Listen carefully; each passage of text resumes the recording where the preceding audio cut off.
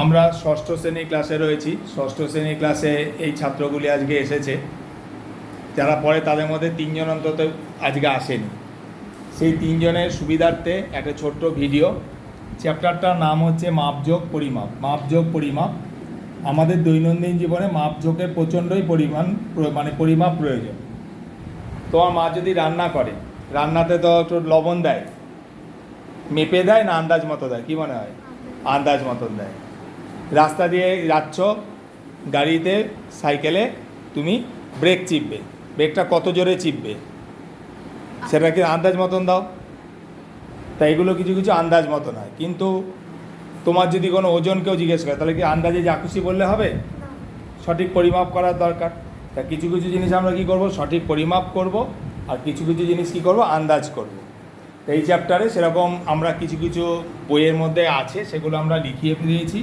যেমন তোমার উচ্চতা কত, ওজন কত, জামা বানাতে কত কাপড় লাগে, এগুলো কিছু কিছু আন্দাজে কিছু কিছু পরিমাপ করে লেখা। তারপর চ্যাপ্টারের গুরুত্বপূর্ণ অংশ কিছু আমরা বুঝছি, সেগুলো হচ্ছে কি রাশি। রাশি কাকে বলে? প্রাকৃতিক বস্তু বা ঘটনা যা পরিমাপ করা যায় তাকেই রাশি বলে। যা যা মাপতে পারো, দৈর্ঘ্য, ভর, সময়। আমরা বলতে পারি একটা জামার দৈর্ঘ্য বা জামা বানাতে 2 মিটার কাপড় লাগবে, বা বলতে পারি কারোর ওজন 60 কেজি, এখন বাজে 5:35। এগুলো মাপা যায়, তাই এগুলো রাশি। কিন্তু হাসি, কান্না, দুঃখ এগুলো মাপা যায় না। কেউ ভয় পেয়েছে, মাপা যায় না, তাই ওগুলো কিন্তু রাশি নয়। রাশি দু প্রকার, একটা স্কেলার আর একটা হচ্ছে ভেক্টর রাশি। স্কেলার রাশি কাকে বলে? যে রাশির শুধুমাত্র মান আছে তাকে বলে স্কেলার রাশি।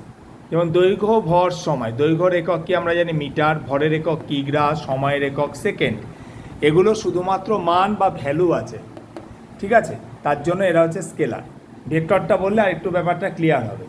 আর যে সকল রাশির মান আর অভিমুখ মানে দিকও বলতে হয় রাশিটাকে বোঝাতে গেলে, তারাই হচ্ছে ভেক্টর রাশি। যেমন বেগ, বেগ তো জানি, যেমন আমরা বলি বেগের একক কী, যেমন জানি সেন্টিমিটার পার সেকেন্ড, বা ধরো মিটার পার সেকেন্ড। এই যে সেন্টিমিটার, মিটার যেটাই বলি না কেন, আমরা বলতে পারি একটা সাইকেল পূর্ব দিকে 10 মিটার বেগে চলে গেল, বলতে পারি ট্রেনটা দক্ষিণ দিকে 50 কিলোমিটার বেগে গেল। তাহলে এই যে দিক বললাম, এতে কোনো অসুবিধা নেই।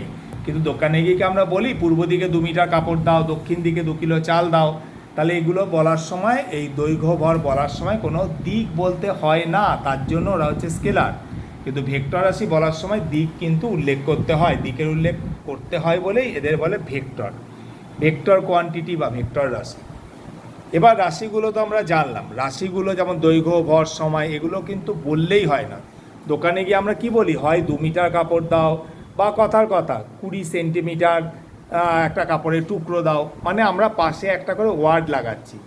বলতে পারি 2 কেজি চাল দাও, বা 2 লিটার তেল দাও, এরকম আমরা বলি। তা যেগুলো আমরা ওয়ার্ডগুলো তার সাথে ইউজ করছি তারাই হচ্ছে একক। তা যে ভৌত রাশিগুলো মাপবো, মাপার প্রয়োজনে একটা সুবিধাজনক পরিমাণকে আমরা প্রমাণ হিসাবে ধরে নিই। কোনো ভৌত রাশি পরিমাপের সময় তার সুবিধাজনক পরিমাণকে প্রমাণ হিসাবে ধরি, তাকেই বলে একক। যেমন তরল পদার্থ মাপতে গেলে কিন্তু লিটারের সুবিধা, তরল পদার্থ লিটারেই তাই মাপা হয়, তার জন্য ওটাই তার একক, লিটার। আবার ওজনটা কিলোগ্রামে মাপার সুবিধা, তাই কিলোগ্রামই হচ্ছে তার একক। নেক্সট জানবো আমরা একক 2 প্রকার, মূল একক, লব্ধ একক। মূল একক জানবে দৈর্ঘ্য, ভর, সময়, যেগুলো কারোর উপর নির্ভর করে না, সিঙ্গেল ওয়ার্ড। যেমন দৈর্ঘ্যের একক আমরা জানি মিটার, ঠিক আছে? ভরের একক কিগ্রা, এগুলো হচ্ছে মূল একক। আর যে সকল রাশি একাধিক মূল একক দিয়ে গঠিত তারা হচ্ছে লব্ধ একক। যেমন দেখো বেগ, বেগ হচ্ছে সেন্টিমিটার সেকেন্ড, 2টো একক দিয়ে গঠিত।